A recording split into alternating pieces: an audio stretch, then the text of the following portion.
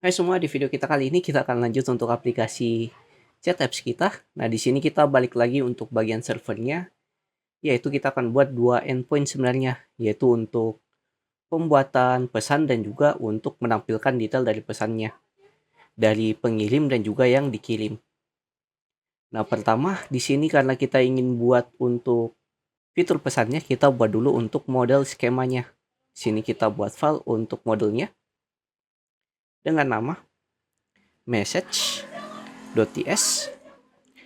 Nah, kemudian di message.ts-nya ini kita bisa buat skema modelnya. Tapi sebelum itu kita buat dulu untuk interface-nya.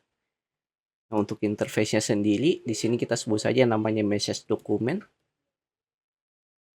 extends dari dokumen, dari Munggus.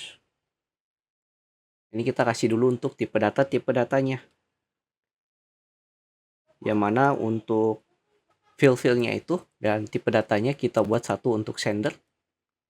Nah, sender ini sendiri yaitu kita ambil ID dari pengirim pesan. Nah, dengan tipenya itu object ID, yang mana kita cuma ambil object ID-nya saja dari Munggus. Kemudian receiver, yaitu yang menerima pesan. Kita ambil juga object ID-nya. Di sini kita buat namanya lebih spesifik receiver ID. Dan satu lagi yaitu pesan kita yang berupa teks dengan tipe data string di sini. String S-nya huruf kecil. Oke, di sini sudah ada untuk interface-nya. Kemudian kita buat untuk skemanya. Di sini kita buat const dengan nama message schema sama dengan new schema. Kita panggil fungsi schema dari Munggus. Dan untuk field-fieldnya berdasarkan message dokumen kita untuk tipe data dari field-nya. Nah, kemudian kita tinggal buat objek untuk field-field dari skemanya. Pertama sender ID. Yang mana di sini kita kasih type. Tipenya itu schema. Titik. Types. Titik. Kemudian object ID. Kemudian kita buat dia harus diisi required true. Dan untuk relasinya dia mengarah ke user. Di sini user sesuai dengan nama model user kita yang ini. Nah, di model user kita ini kan kalau kita buka, ini nama modelnya yaitu user kayak gini. Nah, ini untuk relasinya. Jadi kita ambil ID dari pengirim pesan berdasarkan ID dari usernya yang kita relasikan. Kemudian yang penerima pesan receiver, kita kasih tab-nya sama dan ref-nya juga dan dia required. Nah, kemudian pesannya yang berupa teks. Teks dengan tipe string. Dan kita buat dia wajib diisi. Required true. Dan kita kasih untuk tanggal pembuatan dari pesannya. Dengan kasih timestamp. Timestamp bernilai true. Nah, selanjutnya kita tinggal buat untuk modelnya. Sini const message sama dengan kita buat model dengan nama message dan nama skema yang dijalankan yaitu message skema yang kita buat di atas. Selanjutnya kita bisa ekspor default message. Di sini modelnya sudah terbuat, yaitu tempat kita nanti untuk menyimpan field dari collection message-nya di database Munggu kita. Selanjutnya kita buat router. Di sini untuk routernya kita buat di folder router. Kita buat file dengan nama message router.ts. Ini kita perlu import dulu untuk fungsi express. Chrome Express. Dan kita buat untuk message routernya. Message router yang mana dia berupa router dari Express. Titik router. Kita perlu export default message router. Dan kita coba daftarkan di entry point-nya, yaitu index.ts yang ini. Nah, di sini untuk endpoint dasarnya berarti /ep/message. Kemudian panggil message router kita. Message router. Oke, sudah aman. Nah, selanjutnya kita buat untuk fungsi-fungsinya. Di sini kita buat untuk 2 endpoint. Yang mana endpoint pertama rutenya nanti /ep/message parameter ID-nya, yang mana parameternya itu dari order ID, order user ID, yaitu yang kita kirimi pesan, dengan method yaitu get, yang ini nanti metodenya get. Dan satu lagi dengan method post, yaitu untuk pembuatan pesannya. Sini /message /send, kemudian ID-nya kita ambil dari user yang kita kirimi pesan dari parameternya nanti. Yang pertama kita buat dulu untuk fungsi message routernya dengan method get. Nah, di sini kita panggil untuk parameternya, yaitu other user ID. Nah, kemudian di sini kita perlu autentifikasi, berarti kita bisa panggil is out-nya. Kemudian kita buat untuk controllernya. Nah, cuma di sini kita buat juga untuk yang di bawah dengan method post dengan endpoint-nya /send /order user ID. Kemudian dia juga terautentifikasi. Nah, kemudian kita buat juga untuk controllernya sekarang, yaitu fungsinya. Di sini kita buat file dengan nama message.controller.ts. Oke, kita buat fungsi export const get message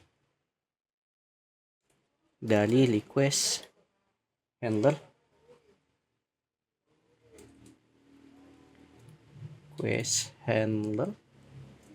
dari Express, kemudian async request respond. Nah, di sini kita akan buat untuk request dan juga responnya.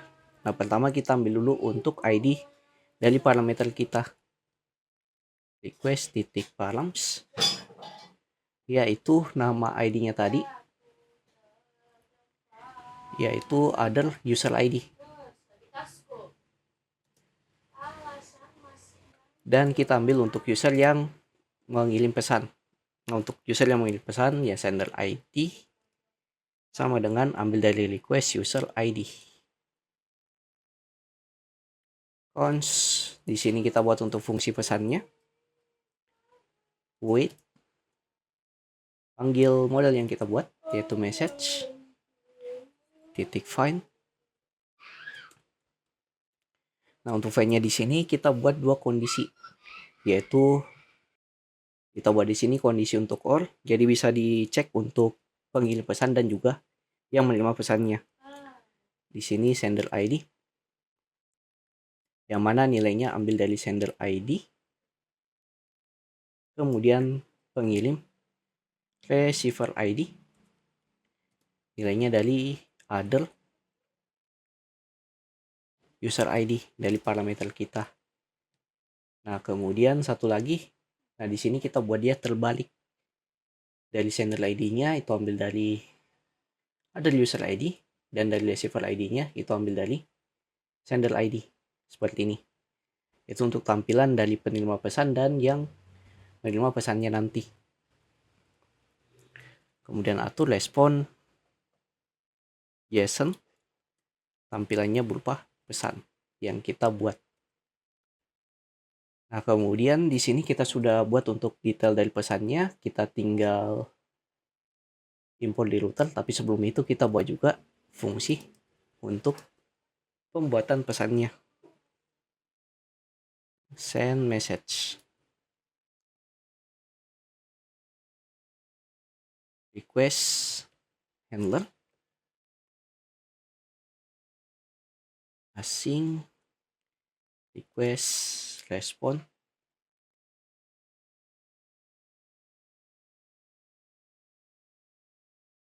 Dan kita coba import dulu di sini. Yang akan dia jalankan yaitu get message. Yang ini itu sender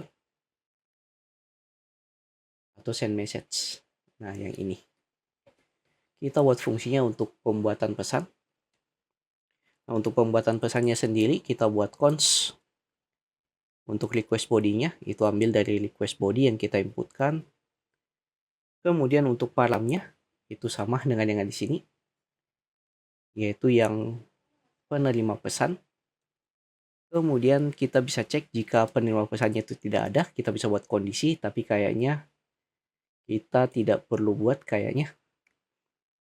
Kita langsung buat saja yang pengirim pesan sender ID sama dengan request user ID. Dan kita buat tinggal fungsinya new message, pesan baru, sama dengan new panggil model message.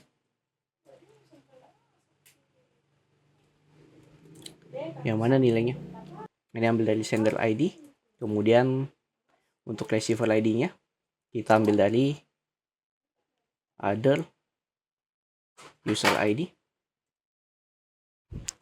Dan untuk pesan kita ambil dari request body-nya yaitu teks yang ini. Nah, kemudian kita tinggal lakukan save untuk new message-nya. Berarti await new message titik save. Dan kita tinggal buat untuk responnya. Respon dengan status 201 JSON. Kita panggil new message. Oke, kita coba testing sekarang. Untuk fungsi yang kita buat, kita buka Postman. Nah, di sini karena tadi untuk dua endpoint-nya itu butuh autentifikasi, jadi kita butuh login dulu. Kita lakukan send. Oh, kita belum jalankan aplikasinya, sorry. Kita jalankan dulu di terminal. npm run dev. Oh, belum di cd, sorry. cd server npm run dev.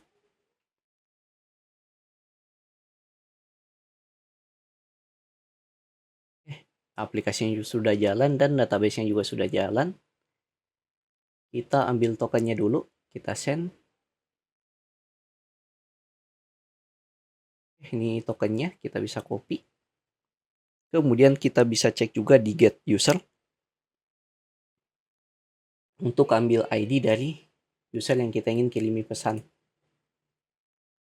Sini kita send. Oke, sudah ada. Kita coba kirim pesannya di body.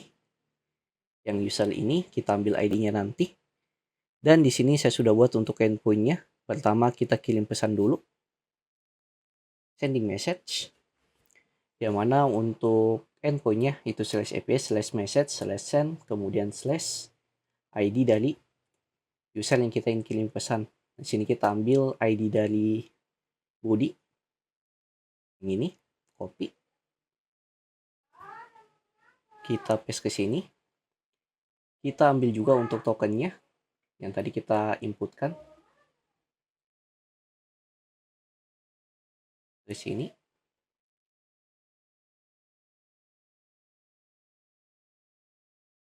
Kemudian kita masukkan untuk teksnya. Nah, contoh di sini teksnya saya buat saja coba text message atau coba kirim pesan.